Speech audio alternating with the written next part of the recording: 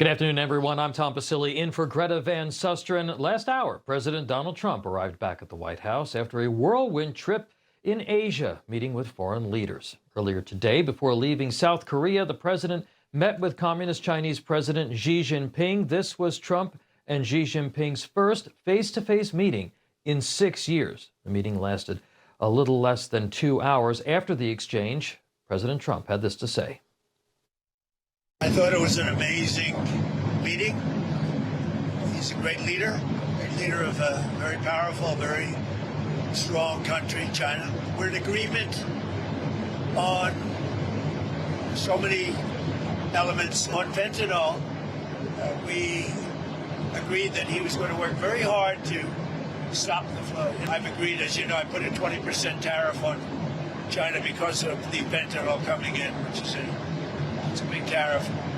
And based on his statements today, I reduced it by 10%, so it's 10% instead of 20% effective immediately. So we continue to produce the rare earths and buy the rare earths and everything else. And that's another thing we agreed. I'll be going to China in April, and he'll be coming here sometime after that. But overall, I guess on the scale of from 0 to 10, with 10 being the best, I would say the meeting was a 12.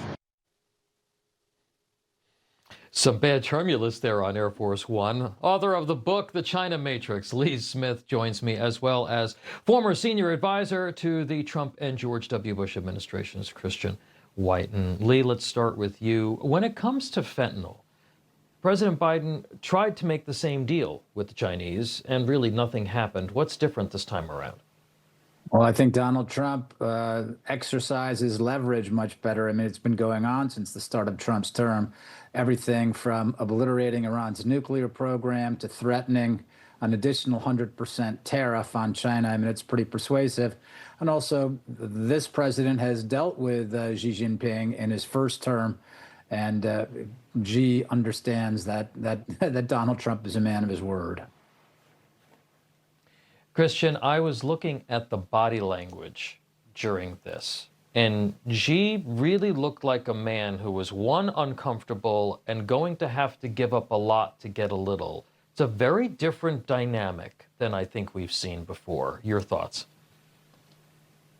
Yeah, I think Xi had a lot of, well, frankly, too much encouragement from his own people and from the tech bros. He really thought he had the United States over a barrel with rare earth metals. And what Trump has been doing is going around the world to Australia, Malaysia, Cambodia, Thailand, and perhaps most importantly, Japan, and putting in steps what's required to produce and mill and refine rare earths, and actually to do so in the United States itself. So China's ace card, its trump card, if you will, is no longer what it seems. So Xi was probably happy to get out of the meeting without too much taking too much flack. He made significant concessions, giving away rare earth export controls that he had said were coming, and he says he's going to cut off fentanyl. We'll have to wait and see. He says he's going to buy a lot of soybeans. We'll have to wait and see on that too.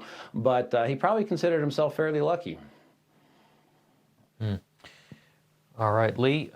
Yesterday, President Trump took to Truth Social to say, quote, South Korea will be building its nuclear-powered submarine in the Philadelphia shipyards right here in the good old USA. Shipbuilding in our country will soon be making a big comeback. Stay tuned. Talk to us about the significance of Trump giving South Korea permission to build that sub here and the message that sends to Communist China. Well, I mean, one of the messages it sends is it's a big deal for bringing manufacturing back to the United States, but also it's hardly insignificant that it's a nuclear submarine, and that we're talking about U.S. allies. I mean, the trade war is an aspect of a larger conflict with the People's Republic of China, and that's how Donald Trump understands it. I mean, and this is why the news cycle has been dominated by everything that is a part of the China axis, whether we're talking about the trade war, whether we're talking about Venezuela, whether we're talking about Putin and Russia, or more specifically, whether we're talking about American partners like South Korea, like Taiwan, like Israel, all fighting different aspects of the China axis, and this is a very significant part of it. Christian, the president said that he did not discuss Taiwan with Xi Jinping. Do you think that's true? Do you think that they sat there for an hour and 45 minutes and it never came up? I think it's quite possible. Yeah, I know the White House actually wasn't really expecting it to come up. In the Chinese propaganda media, you saw a lot of messaging about Taiwan in the lead up to the summit, and that may have been their way of getting the message out there. And it's a message, of course, that's well understood in Washington, and actually not having to bring it up with Trump.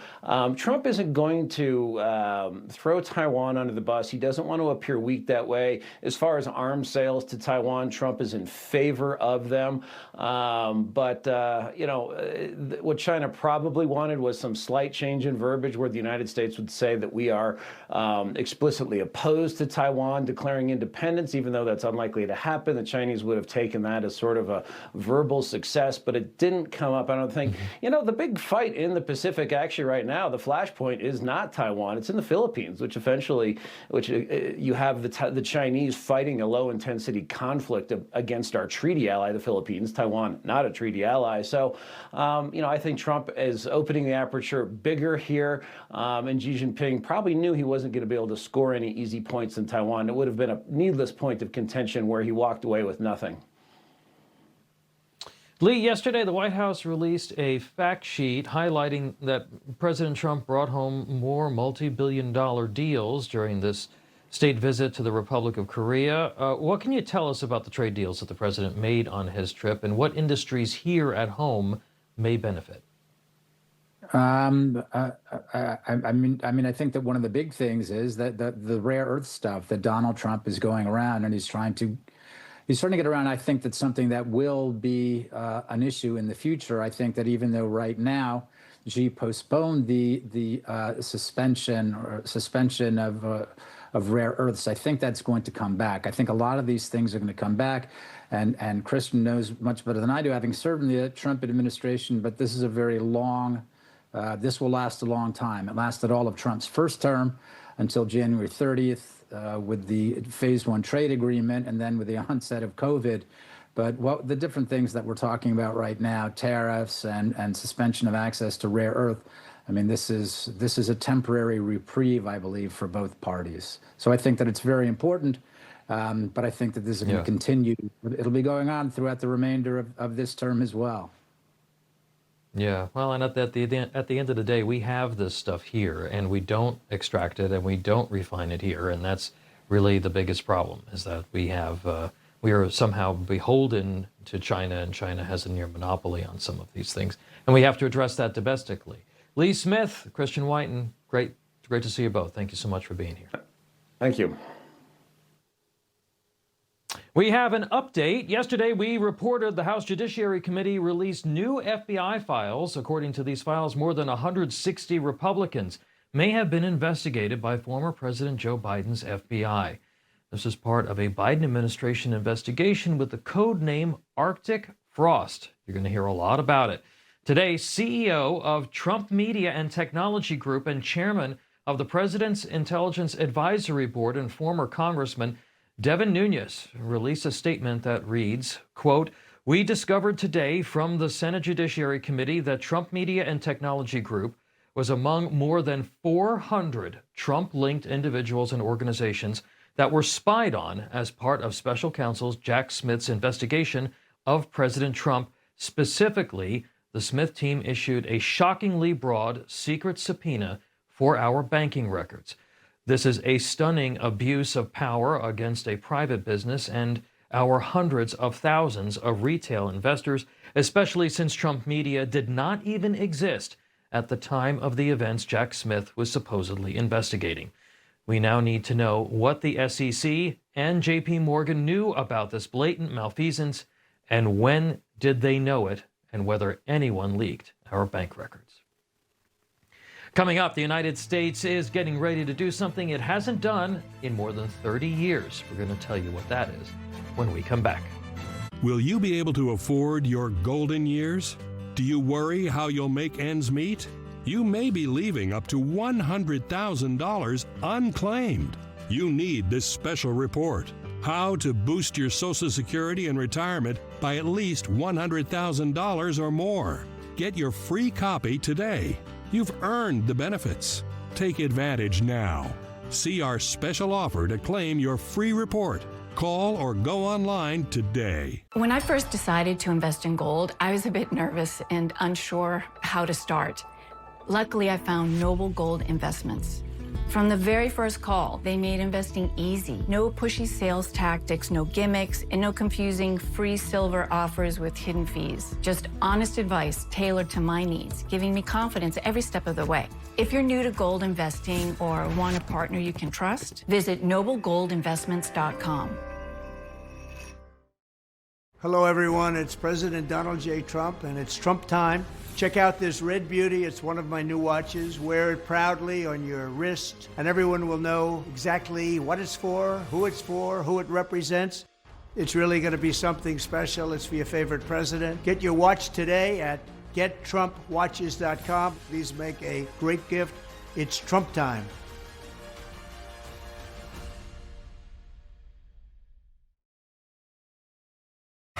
A peace plan for Gaza. For the plan to advance, Hamas must disarm.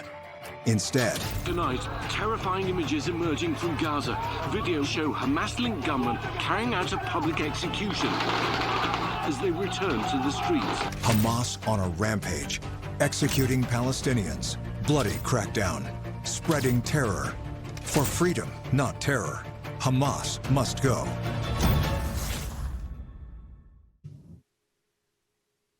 Welcome back to The Record. The United States is getting ready to resume testing nuclear weapons for the first time in 33 years.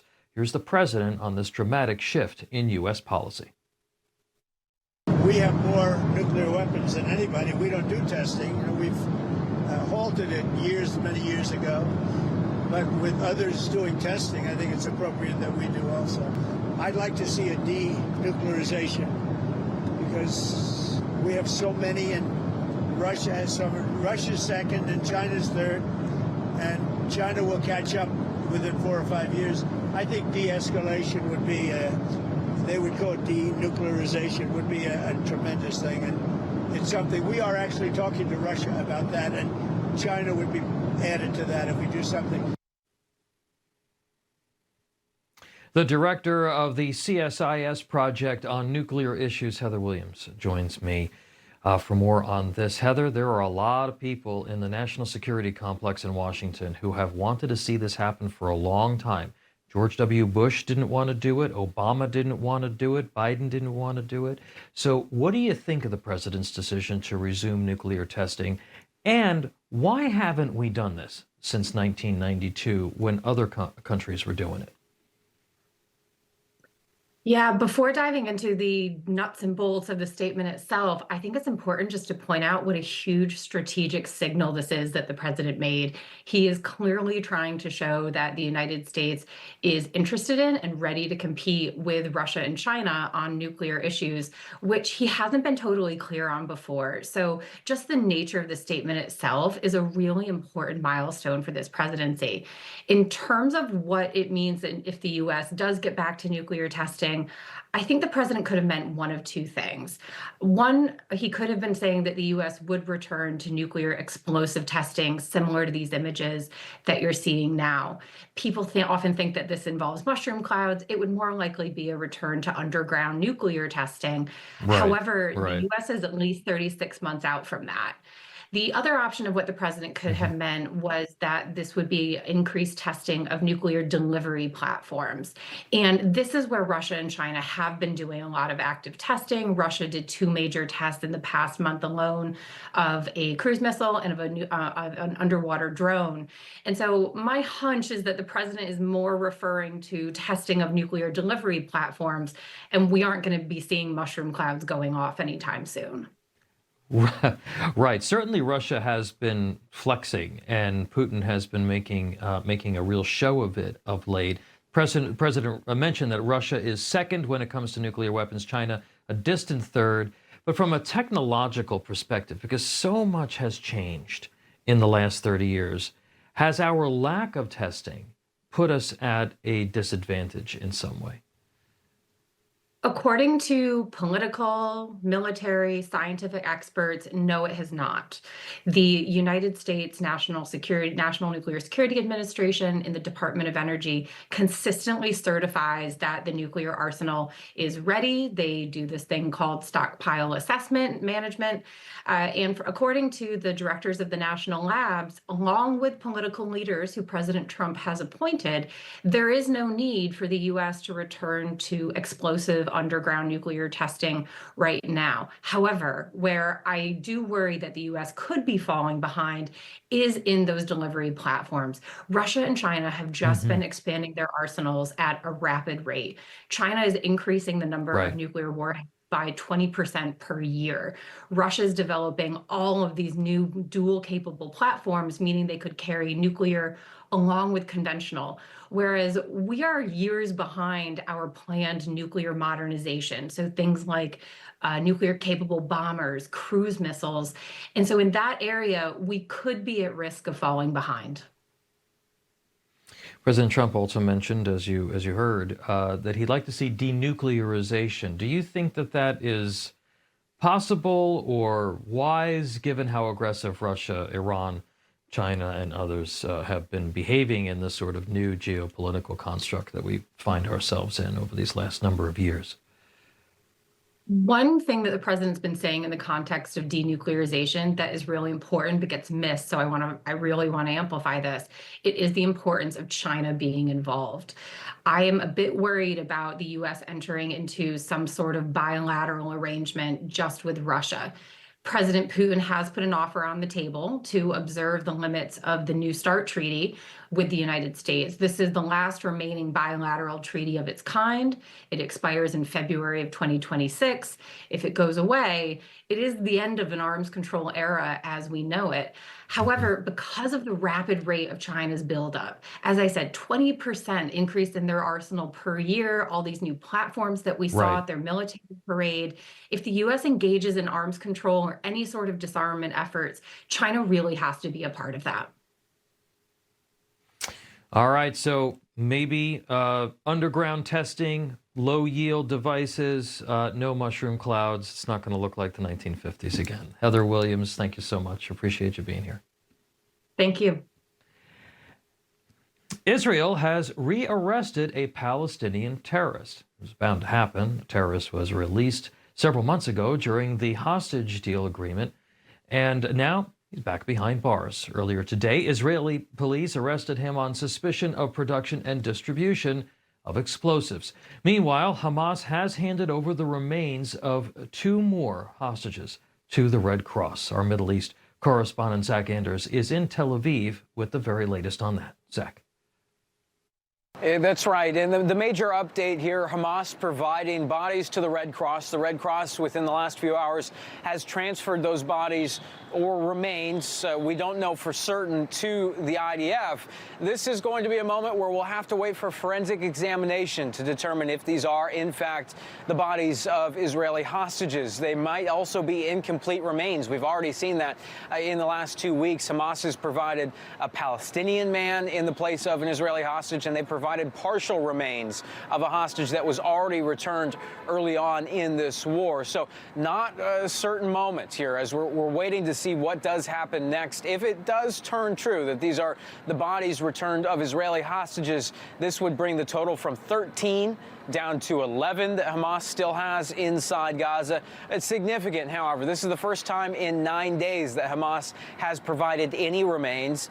And it comes at the same time when the ceasefire has been in a very delicate place. The Hamas-run health ministry in Gaza claimed on Wednesday that more than 100 people were killed in the resulting heavy airstrikes that were conducted after an IDF soldier was killed in the south of Gaza.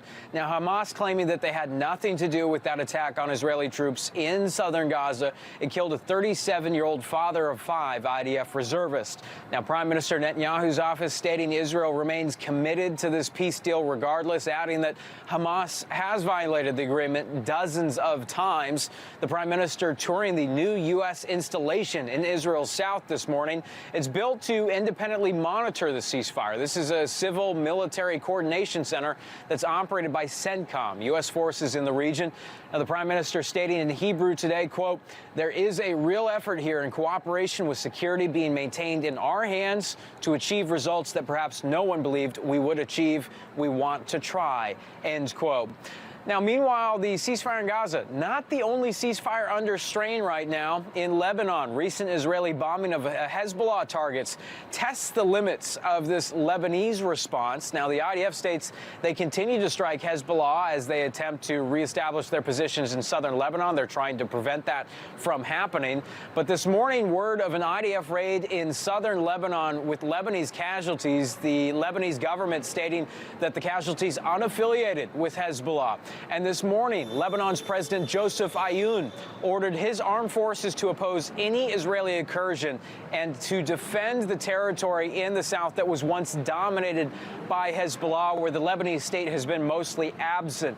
Now, the strikes in southern Lebanon and the delicate ceasefire there, that's not necessarily new. Since last November, the IDF has operated extensively in southern Lebanon and claims to have killed more than 330 Hezbollah operatives, conducting more than 1,000 raids. But what is new is the statements by the Lebanese President Joseph Aoun saying that now it's the role of the Lebanese state to defend against Israeli incursions into Lebanese territory. That is the first time we've seen Lebanon's president come out onto such a degree that we're certainly waiting to see what is the response when the Lebanese state, its task was to disarm Hezbollah, to reinstate its authority in the south of Lebanon. It does not appear that they've been successful in doing so to this date. But again, Lebanon's president saying today that they are going to counter these Israeli incursions in southern Lebanon. So that's something to watch for here. From Tel Aviv, Zach Anders, Newsmax. Zach Anders, thank you so much. Earlier, Middle East correspondent Jody Cohen spoke with the father of Itai Hen, an American-Israeli hostage whose body still has not been returned. As Hamas was supposed to return 2 more slain hostages today, I spoke with the father of Itai Hen, the youngest of the American hostages, to hear how the family is doing. Well, it's, 2 years of hell, but the last 2 weeks have even been more difficult because there was an agreement signed for 48 hostages, not 20, not 45, but 48. And that was the expectation, that Hamas will bring out 48. And until now, they've only brought out 35. And even today, as we speak, we know that there are 2 hostages that will be received by the Red Cross, which means another day of waiting for that phone call, which is the most difficult phone call that I will receive in my lifetime. Yes, we've been blessed by this administration. We know the president, even in his previous term, cared a lot about the topic about U.S. hostages. Initially, there were 12 U.S. hostages taken. My son is the youngest U.S. citizen that was taken. And when this administration came in, they put a priority on America first, meaning also U.S. hostages. And they've done a fabulous job getting hostages out. The last 2 weeks, we had the opportunity to meet the President of the United States, the Vice President, Mr. Kushner, Mr. Witkoff, as well as Secretary Rubio. All of them gave us their firm personal commitment that they will do anything in their power to bring out those remaining U.S. citizens, including my son. He has a very unique style of negotiating. Sometimes it includes some yelling as well. But I think, what I'm asking the President, go yell at some people if you need to, in order to make sure that this United States citizen, Itai Hen, from a father that is a U.S. taxpayer, is able to come out and be reunited with his family. So hopes and prayers that Itai will soon return home to his family. Thank you, Jody Cohen. Coming up, a classified briefing on Capitol Hill. The topic, U.S. strikes on suspected narco-trafficking boats. That when the record continues. Hi, Hi, I'm Charlotte McBride. I love working at Newsmax because every day we bring you honest reporting with real conversations, no spin. We're not telling you how to think, we're just giving you the facts and letting you decide what's best for you and your family. Joining us is Dr. Drew from the Wellness Company with advice for dealing with seasonal colds and flu. Doctor? Cold and flu season is here, and every year you or a loved one gets sick. Your doctor can't see you. Waiting in a crowded urgent care is brutal. This is a particularly bad cold and flu season, and it's why doctors suggest every family needs an emergency medical kit. Your medical emergency kit is filled with essential prescriptions. It includes antibiotics like generic Z-Pak to get well faster, amoxicillin for pneumonia, strep throat, ear infections, plus prescriptions for nausea and UTIs, and even ivermectin. It's easy. Just match your symptoms to the prescription in your guidebook or call the telemedicine doctor standing by. Take your medication early and feel better faster. Having a medical emergency kit is like having an urgent care in your home. No waiting to see a doctor, no lines at the pharmacy. Smart advice. We've shared the website and discount code below to save viewers $45. Order now and your kit will be rushed to your door. Thank you, doctor. I am Mr. H, owner of Immuno 150, possibly the most complete and best nutritional supplement in the world, bar none. Now, it has propelled me to 91 years of age and my wife Shirley to 82. Both of us are still cutting a wide swath in life, doing everything we did many years ago. All because of Immuno 150, and it can do the very same thing for you. Try it for 90 days so you can experience the difference it can make in your life. Nothing on the market can compete with the way we blend 70 plant-derived colloidal minerals with 80 very carefully selected nutrients. You'll be surprised if you take the recommended dose of Immuno 150 for 3 months. Place your order now so that you can be with us many years from now. Thank you and God bless.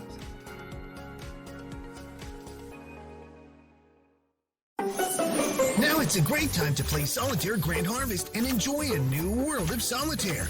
Brr, a cold world. This Christmas, discover all the holiday fun with exciting features from Santa, like our winter tournaments, festive mini-games, and challenging levels. Ever built a farm in the snow? 'Tis the season to turn classic into fantastic. So download Solitaire Grand Harvest for free and see for yourself. Get great flooring deals at Lumber Liquidators until November 4th. Solid oak hardwood flooring from 79 cents a square foot. Corlux waterproof vinyl from $1.19 a square foot. Mayflower pre-finished hardwood from $1.99 a square foot. Ends November 4th. LumberLiquidators.com. DR is the leader in leaf and lawn vacuums. The DR rides behind your lawn tractor and inhales everything. Unloading takes just seconds. No lawn tractor? No problem. Our new Pilot XT models fill disposable bags for curbside pickup. Shop the sale today. All DR leaf and lawn vacs are now on sale and free shipping is in effect. Hurry, this offer won't last.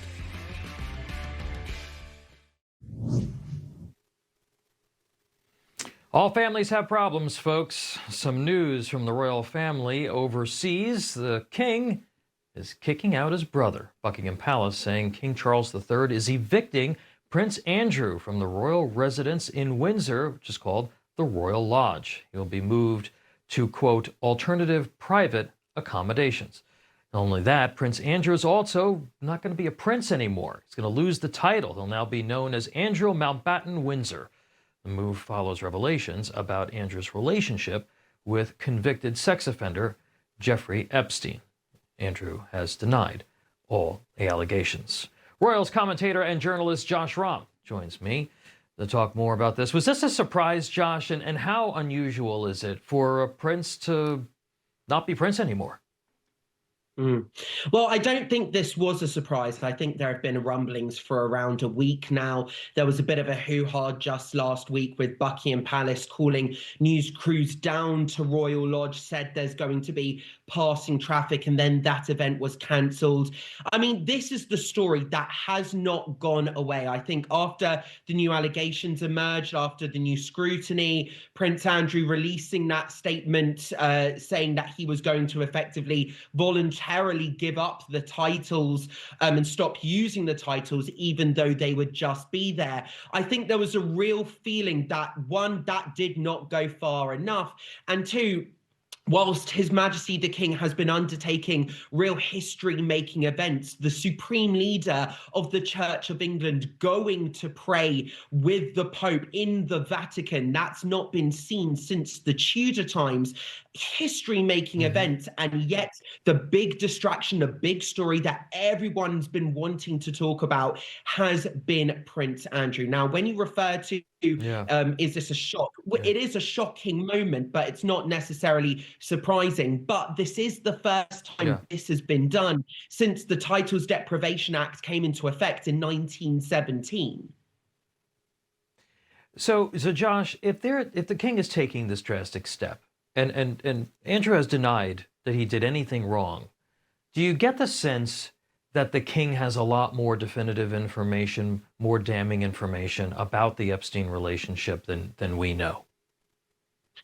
I wouldn't necessarily say it's that. I think what the monarchy has always been very good at doing is measuring public opinion. And they've looked at the public and the way the public has utter revulsion for Prince Andrew and his links to this. But more than that, I think this is Prince Andrew maybe not necessarily putting the monarchy into disrepute. However, it's clear that Prince Andrew has been a stain on the monarchy, has been a massive distraction, and it's very clear that with him being that distraction, that this could not continue. I think the fact is that there have been calls within Parliament for Andrew to sit in front of select committees. So this would have been one humiliation for the royal family, but it had the potential to spiral down a rabbit hole as people want to investigate the royal family's finances, Prince Andrew's finances, the living arrangements. That's something that I think the royal family would want to avoid at all senses, at all times. So I think this is basically His Majesty the King cutting the head off the snake, saying enough is enough. All right. Well, the saga is going to continue. There'll be fallout from this for sure. Josh Rahm, thank you for being here. Appreciate you. Thank you so much. The war on illegal drug trafficking picking up. The United States has been going after suspected narco traffickers in the Caribbean Sea and the Pacific by bombing their boats, according to the Secretary of War, Pete Hegseth. The latest strike was yesterday in the Pacific. Hegseth says, quote, 4 male narco terrorists were on board the vessel and killed. Another strike on Monday, Hegseth said 4 boats were hit, with 14 killed. Today, these U.S. strikes were a major focus on Capitol Hill. The Pentagon held a classified briefing with the House Armed Services Committee. It was a bipartisan briefing. Yesterday, the Senate Intelligence Committee got a similar briefing, but the top Democrat on that committee, Virginia Senator Mark Warner, says Democrats were left out of it. Today, the senator called a news conference. In an administration in a world where it feels like every day a new boundary is broken, a new law is overridden, and a classic procedure is ignored. But I think we hit a new low. Every senator, Democrat, Republican, Independent, has a constitutional role to play when the United States uses military force. And to make that review, it's not optional. It's our freaking duty. And now on to the Sunshine State of Florida, where Republican Governor Ron DeSantis is calling on universities to do better when it comes to hiring Americans. Sounds like a pretty good idea. Governor DeSantis says that he is directing the Florida Board of Governors to crack down on abuse of H-1B visas. The Board of Governors oversees the state university system in Florida. DeSantis says he wants to ensure taxpayer-funded schools serve the American workforce instead of importing cheap foreign labor. Here's more from the governor. We looked at it in the universities. And if you think about it, they're saying, well, this is so specialized, we can't find Americans to do it. Well, shouldn't universities be able to find it? You got H-1B computer application coordinators from China, assistant professors from China, public policy professor, China. Why do we need to bring someone China to talk about public policy? Assistant swim coach from Spain on an H-1B visa. Are you kidding me? We can't produce an assistant swim coach in this country? DeSantis also announced the end of some DEI funding at state universities. He said that with the help of DOGE, they are canceling and repurposing more than $33 million in DEI-related grants. All right, coming up, the countdown is on. Election Day right around the corner, and some major races are neck and neck. That when the record continues. Hey, it's Mark Lauder. My career's taken me from the State House to the White House, campaigns for mayor, all the way to President of the United States. I came to Newsmax to help our viewers get more than the headlines, beyond the spin. It's a perspective you'll only see on Newsmax. AI company Palantir makes critical decisions for governments around the world. In 2019, Palantir bought $50 million in gold in case of black swan events. Not surprising what followed. In 2020, a pandemic shut down the global economy. And in 2022, Russia invaded Ukraine. In 2023, we had a regional banking collapse. And in 2025, could a 1929 market crash be the final straw? Give Patriot Gold Group a call at 888-528-4290 before it's too late. Patriot Gold Group is Consumer Affairs' top-rated gold and silver dealer 8 years in a row, home of the no fee for life IRA. Patriot Gold Group is patriots protecting patriots. Call now, 888-528-4290. $600 a year. If you're 50 plus, you could save up to that much by switching 2 unlimited lines from Big Wireless to Consumer Cellular. And we've got the same reliable coverage. So why don't you pick up your phone while I take this hammer and...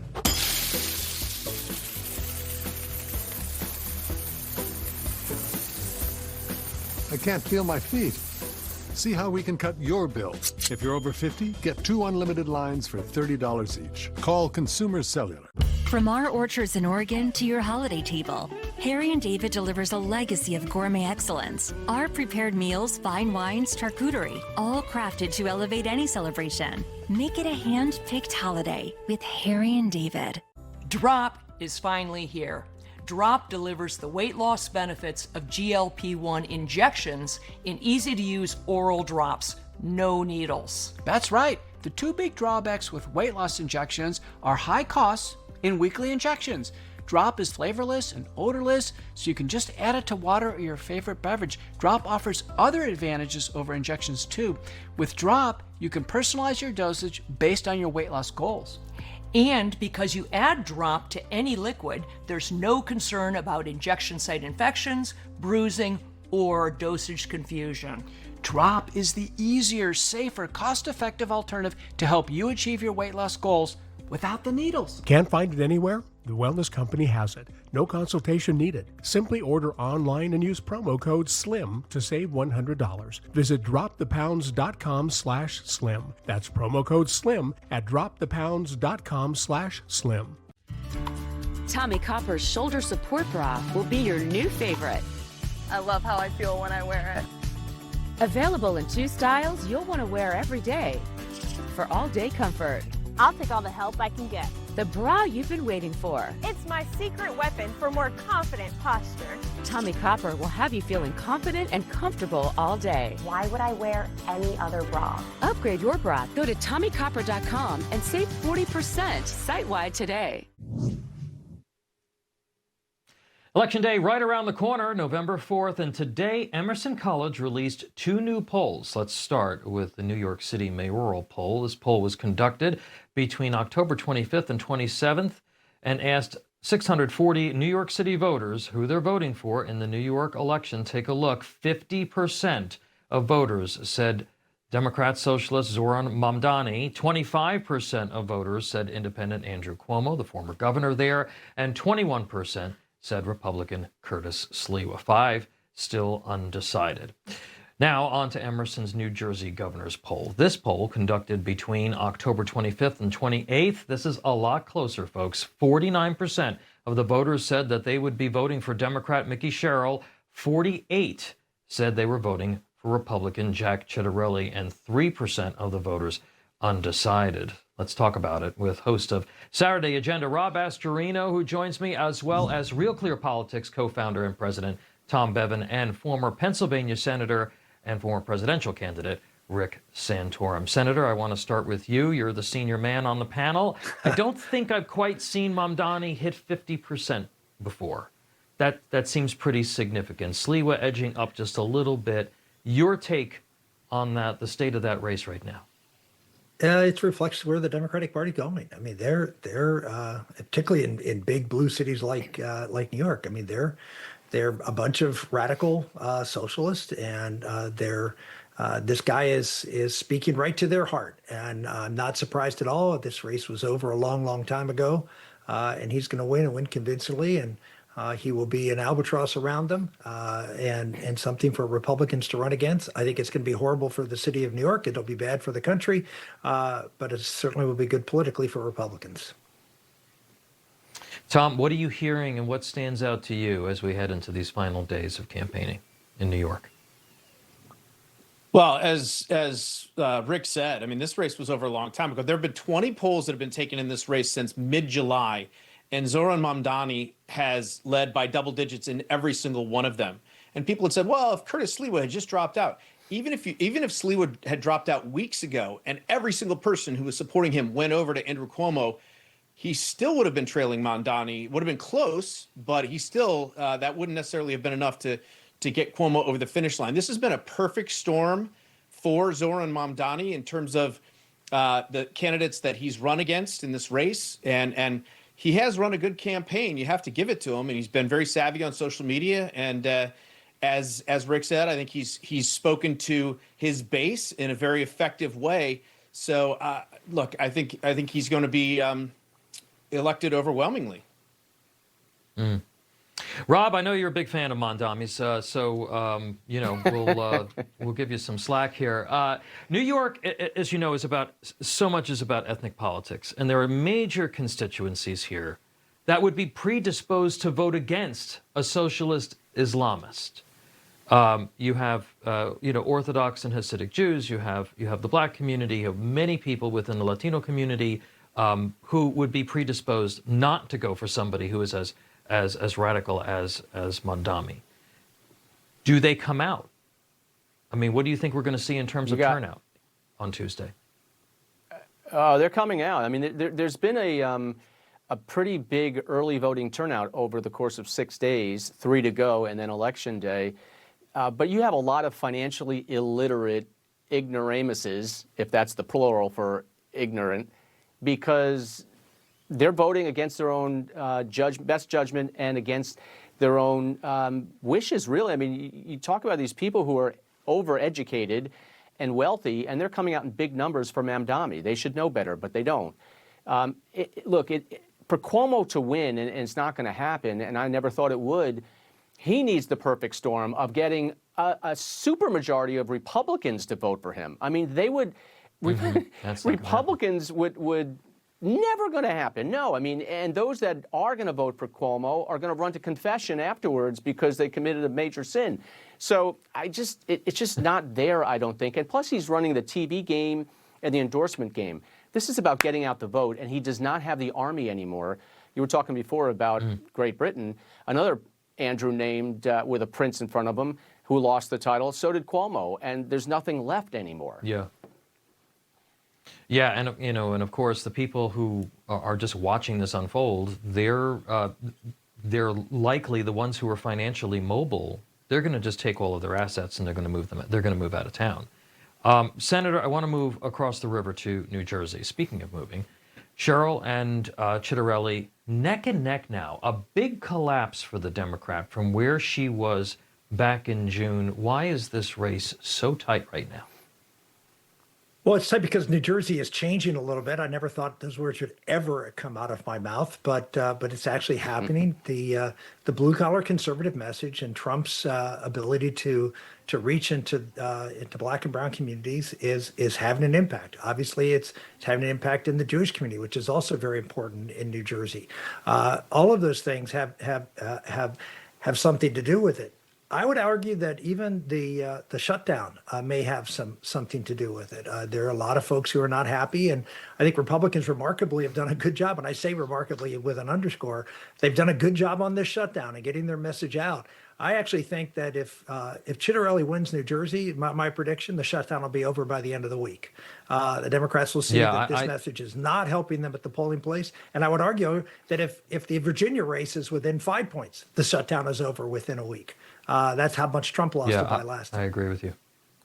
Yeah, I agree with you. Tom, do you think the prospect of Mamdani winning across the river right now is also helping Citarelli with suburban New York City voters, which there are some major population centers in New Jersey that are right across the river.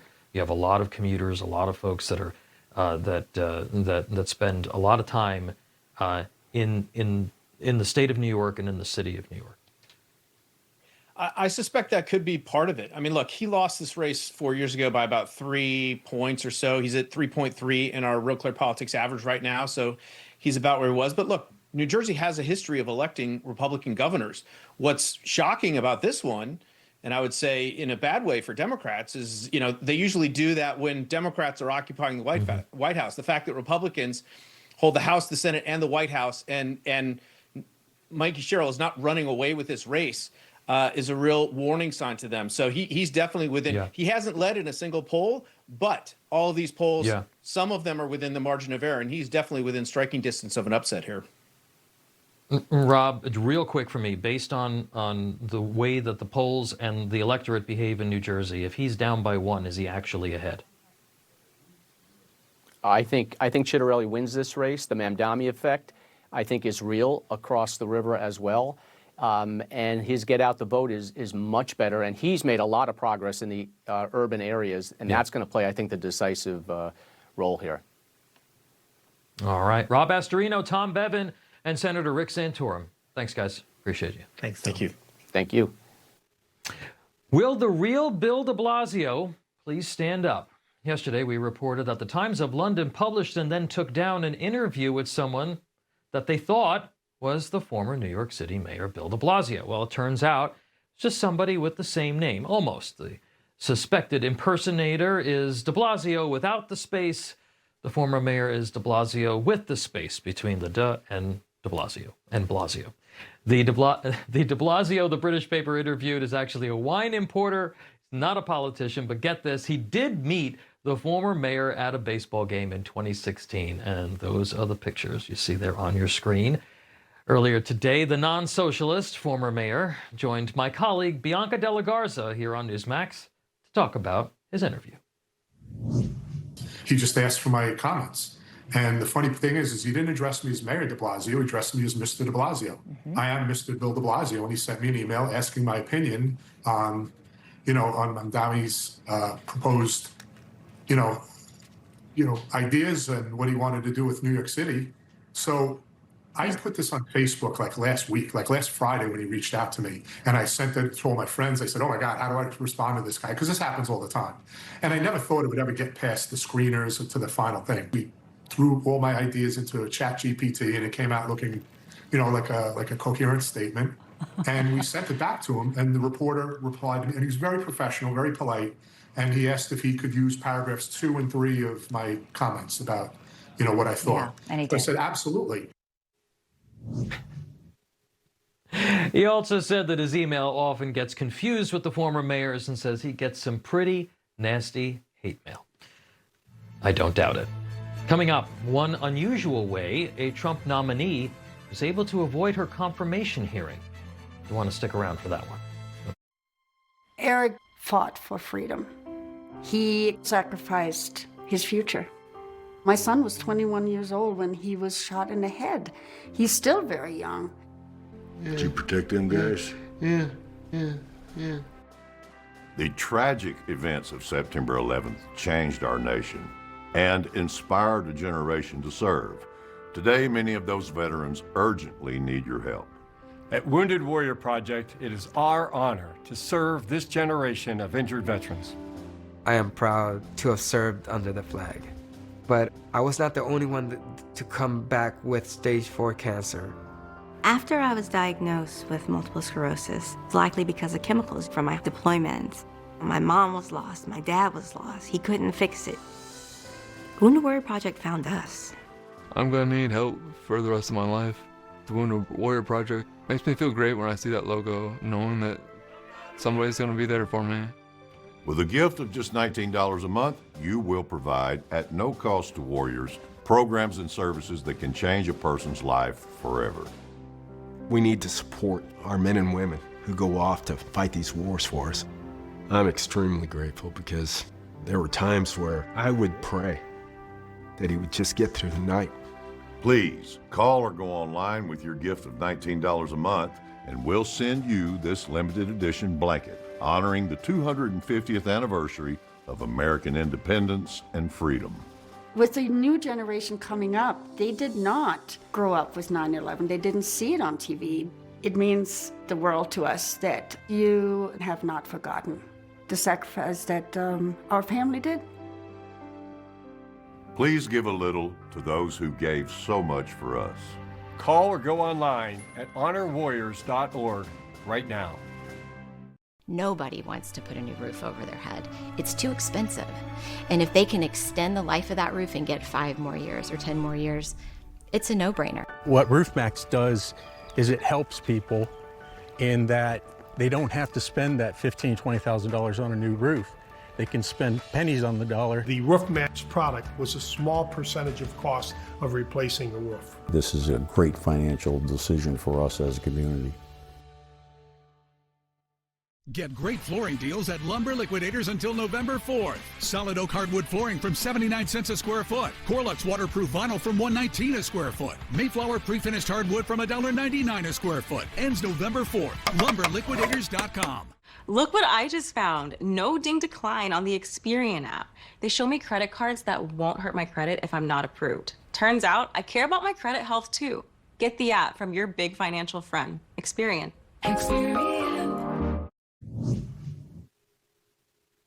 Welcome back. Here's something that doesn't happen every day. A confirmation hearing for President Trump's Surgeon General nominee has been postponed. Why? Because she went into labor. Earlier today, Dr. Casey Means was set to appear virtually before the Senate Committee on Health, Education, Labor, and Pensions. But just hours before the hearing was set to begin, she went into labor. So what happens now? The Senate committee will likely wait until Dr. Means recovers from her childbirth to reschedule the confirmation hearing. We have no word yet on whether or not the baby has been born, but we certainly wish her all the best. Hurricane Melissa continues to barrel through the Caribbean, and now a Category 2 hurricane. Melissa is headed toward Bermuda as expected to make landfall later tonight. Meanwhile, the U.S. is sending in teams to assist in the relief efforts. According to the State Department, a regional disaster assistance response team was deployed to the area. That includes Jamaica, the Bahamas, Cuba, Bermuda, Haiti, and the Turks and Caicos Islands. The team is expected to arrive today. So far, Hurricane Melissa has claimed more than 30 lives. Coming up, aggressive missing monkeys in Mississippi. No, it's not a joke. Details next when The Record continues. It's true. I am an America First, liberty-loving Latino. That's why I know this country is worth fighting for. That's why the Chris Salcedo Show will always tell you the truth. The Chris Salcedo Show, for the news you need to know. A person can be like a cup, which looks good on the outside, but the inside is full of muck. Jesus Christ came to take the muck out of you. Let me send you this free book, The Everlasting Gospel of Christ. You can request it online at sealchurch.org or at the address on your screen. This is absolutely free. We simply want you to know Jesus Christ. Is Pilates for you? Well, This is Club Pilates, and we think it's for everybody because that's the point of Pilates, to feel strong and balanced and good. Exactly. Everybody Club Pilates. Hi, my name is Damian Clark. And if you have both Medicare and Medicaid, I have some really encouraging news that you'll definitely want to hear. Depending on the plans available in your area, you may be eligible to get extra benefits with the Humana Medicare Advantage Dual Eligible Special Needs Plan. These plans have a $0 monthly plan premium. Most plans include the Humana Healthy Options Allowance. Get over $1,000 a year. That's $85 a month to help pay for covered over-the-counter items, like vitamins, pain relievers, first aid supplies, and more. The Healthy Options Allowance is loaded onto a prepaid card each month, and whatever you don't spend carries over from each month. Call today to learn about all the items covered. You could have $0 copays on hundreds of prescriptions all year long, including select brand name drugs. All plans have $0 copays for covered preventive dental services, which include 2 free cleanings a year, as well as coverage towards fillings. They also have vision coverage, including vision exams and a yearly allowance towards eyewear, such as lenses or contacts. And hearing coverage, which includes routine hearing exams and coverage towards hearing aids. Plus, your doctor, hospital, and pharmacy may already be part of our large Humana networks. So call the number on your screen now to speak with a licensed Humana sales agent. Would you love benefits like a monthly allowance to help pay for covered over-the-counter items? So if you have Medicare and Medicaid, call the number on your screen now and speak with a licensed Humana sales agent. If you're eligible, they can even help enroll you over the phone in a Humana Medicare Advantage Dual Eligible Special Needs Plan. And remember, annual enrollment ends on December 7th. So call now. Humana, a more human way to healthcare.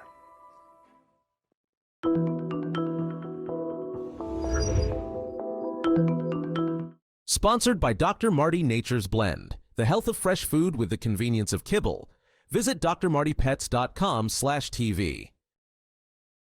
There's nothing worse than losing your dog before their time. That's why I created Dr. Marty Nature's Blend, designed to help dogs with everything from digestive issues to itching, even moving better. Nature's Blend works because it's freeze-dried. So instead of destroying the nutrients with high heat, they all get right into your dog's body. Take it from a veterinarian with over 50 years of experience saving dogs' lives. I have never seen a food make this much impact on a dog's health. For a limited time, get up to 54% off Dr. Marty Nature's Blend, plus a free gift with our special TV offer. Call or go to drmartypets.com/TV. On Tuesday, a truck crashed along a Mississippi highway. It was carrying 21 rhesus lab monkeys. 3 of the monkeys are still on the loose. The monkeys came from a biomedical research center at Tulane University in Louisiana. Tulane officials say the monkeys are not infectious, but they are aggressive. Today we have some new video showing the monkeys hiding out in the grass. So if you spot the missing monkeys, you should immediately contact authorities. I've seen the movie Outbreak, folks, and hopefully that's not the situation that we're dealing with here. Chris Salcedo is up next. Thanks for watching.